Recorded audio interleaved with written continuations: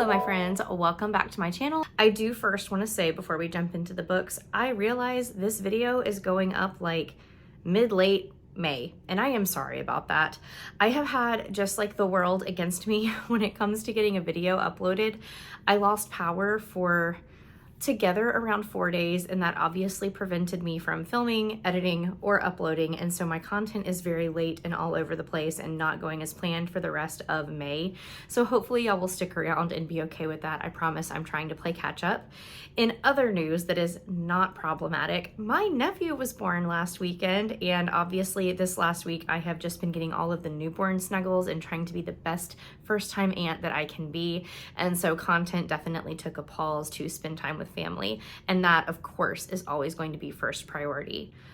All that out of the way though, I did read some books in April. Let's talk about them. A few quick stats. We're not going to go fully into depth here because I don't feel like there's a lot to go fully into depth with, but I did read 2,977 pages in the month of April. Some of that was audio time, most of that was physical book time. I read 6 books. My star ratings ranged between a 3.25 and a 5, so overall not the worst month ever. So I think today, in today's wrap up, we are going to go from my lowest rated to my highest rated and just build up the anticipation. Starting with my 3.25 book. This was Anyone by Charles Soule or Charles Soule. I'm not quite sure how to pronounce his last name.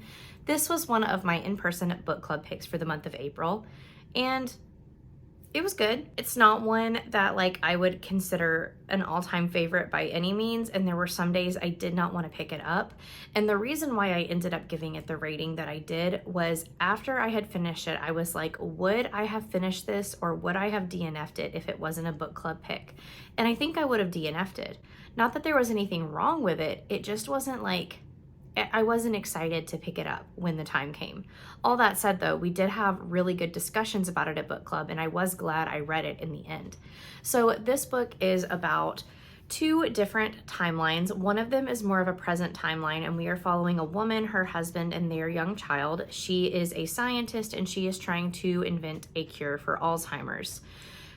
Doesn't exactly happen the way that she would have planned, and instead of inventing a cure for Alzheimer's, she actually invents a technology that allows your consciousness to hop into the body of another person. It's called the Flash. The other timeline in the book happens, I believe, 25 years in the future, and we are following a society where the Flash is a technology that has been fully integrated into society. People use it for good, people use it for bad, but it's something that is used every day. Kind of think the introduction of smartphones or social media, how it did not really take that long for them to be integrated into society. However, we're following this woman who has some sort of a plan, and maybe she's trying to take down the technology, maybe she's trying to learn more about it. We don't quite know, but there's definitely some political intrigue and a lot of action in the second timeline. I really liked the timeline we were following with like the actual invention of the technology, and I found that my mind wandered a lot more when I was reading the second half. However, everything did come together in a really, really cool way at the end of the book. And like I said, I was glad I read it, and it did spark some really cool conversations. It's just not one that I ever would have gravitated to on my own, and I guess that's the cool thing about book clubs. Up next, I did have a 3.75 star book, and that was Murder Road by Simone St. James. Obviously, I got this one in Book of the Month, and I had a really fun time reading this one. It's just not one that's going to stick with me for the rest of time. Her other book that I have read, which was The Sundown Motel, I still think about that book, but this one, it was fine. In this book, we are following a newly married couple. Since it has been about a month, don't ask me to tell you their names. I don't know them. I can't remember them. And this is set in the 90s. These two are driving to their honeymoon destination. They don't have a lot of money, so they're really just trying to go to this quiet seaside town for a getaway. However, on the way there, they notice this woman walking on the side of the road. It's very, very dark outside. Nobody's really around, and she looks like she could be hurt or in some sort of distress, so they stop and pick her up. They're asking her questions, trying to figure out if they should take her to the hospital, and our main female character notices that this woman is bleeding. So they like floor it to the hospital. They get there, this woman passes away, and all of a sudden they are now being questioned for this woman's murder. They're not allowed to leave the town. They kind of put them up at this bed and breakfast, which I did tell y'all this was set in the 90s, and there is so much Princess Diana fixation in this book, which if you grew up in the 90s, you know that that was like 100% a thing. They have to stay in this town. They can't leave while the investigation is being done. And so to kill time and to satisfy their curiosities, they decide to do some investigating on their own. And we realize that whatever was going on this road has been going on for a while with these people dying, passing away, and it's really quite sad, but it's also quite spooky. There's definitely some paranormal elements to this story, as Simone St. James likes to do. I just didn't think it was anything new or groundbreaking, and the twists didn't really surprise me. I kind of figured them out as I was reading without trying too hard to figure them out. So it was good. I would recommend reading it if you want a fast popcorn thriller, but not a favorite of all time. Next book that I read in the month of April was Darling Girls by Sally Hepworth. This was my first ever Sally Hepworth book, and I had a really, really good time, and it ended up being a 4-star read for me. This book follows 3 girls who end up becoming foster sisters. They are not blood related, but they all go to stay with the same foster mother in Australia. This foster mother has a beautiful house. Everything seems like it's going to be great from the outside. But as they start to live with her, they realize that this woman is not all she's cracked up to be, and she's actually quite vicious. There's definitely some warnings for child cruelty, child abuse. Go in wary if that's something that you don't sit well with when you're reading. So we're following them when they're young and growing up in this house, but we're also following them years and years in the future. They've moved out, they've started lives for themselves, and they get a phone call saying, hey, we have found a body buried on the property where y'all grew up, and now you need to come back to this town for questioning. So they're trying to figure out what the heck is going on. We're trying to figure out if they were involved in the death of whoever this person was, and lots of family secrets and personal secrets get unearthed as we're doing this. I had a really good time. I read this book in one sitting. I was on sprints and finished the whole entire thing. Like I said, it is pretty dark, so look up trigger warnings if you need to, but Sally Hepworth definitely has a way with words. This definitely felt like more than just a popcorn thriller, and I can't wait to read something else by this author. The next 4-star that I want to talk about is Expiration Dates by Rebecca Searle.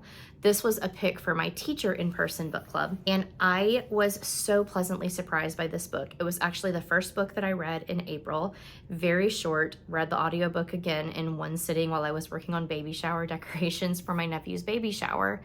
So I have never had an interest in anything else Rebecca Searle has written. But since this one did get chosen for an in-person book club pick, I was like, well, guess it's my sign to read a Rebecca Searle. And I did, and I loved this book. I really, really, really enjoyed it. So in this book, we are following a girl who is kind of affected by the universe because she will receive these letters, and they will have the name of a man, and they will have a date on them. And it turns out the name of the man is the next person that she is going to date or have a relationship with.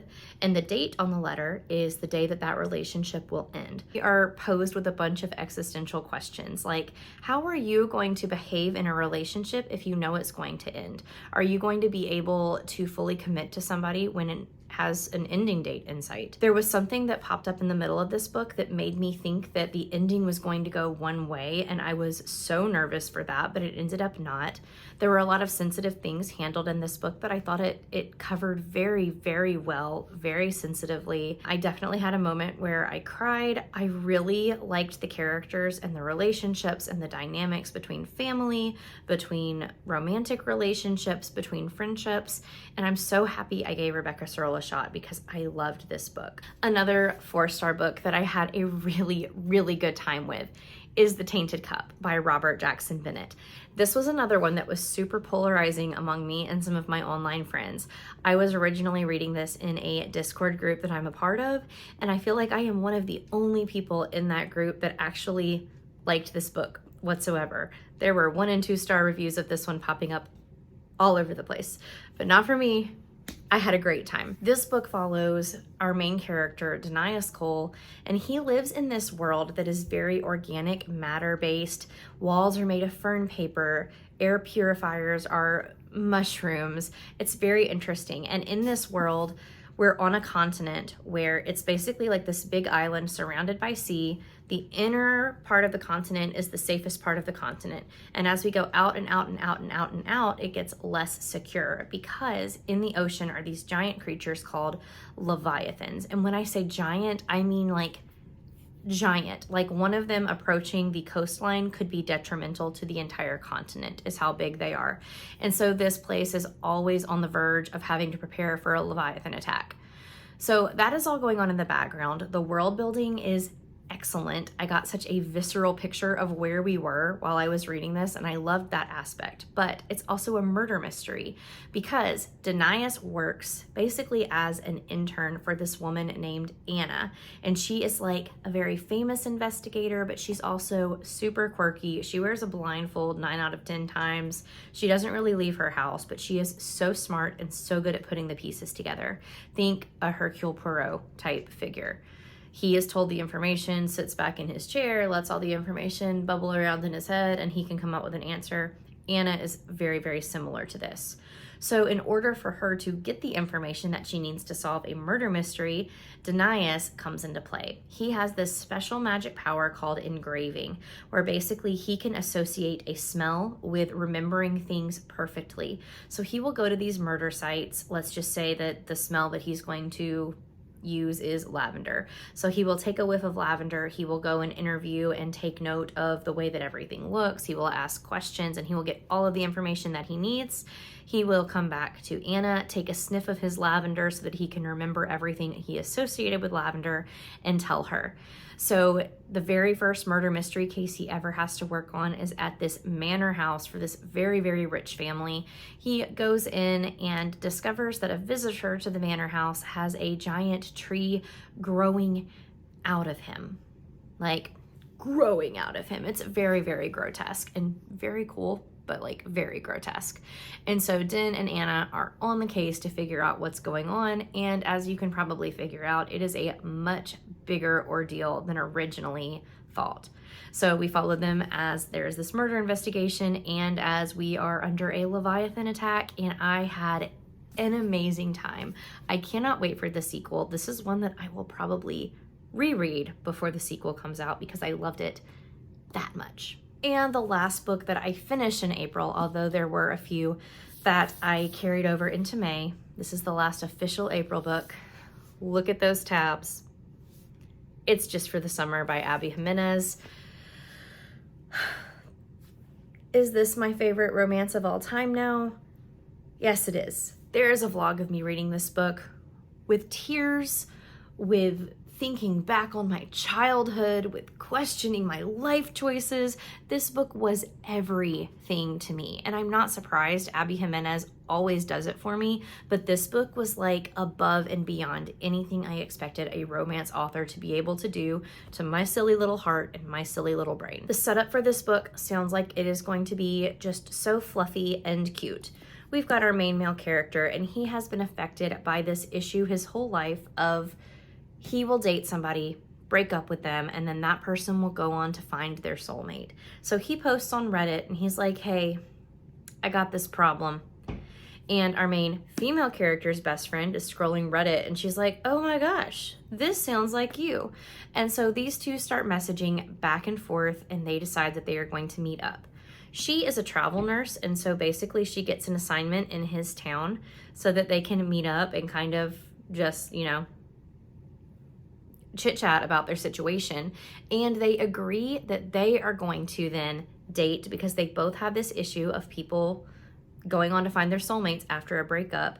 And so they think that it's going to cancel out each of their curses. And so the next person that they will meet after the breakup will be their soulmate, the love of their life. They will get married and settle down and be happy forever. But of course, in true Abby Jimenez fashion, this book becomes so much more than that. We have got toxic parent relationships, toxic family situations. We have got a boy who is head over heels in love and does not know how to handle that emotion. And we have a girl who, I promise you, Taylor Swift's The Bolter is about.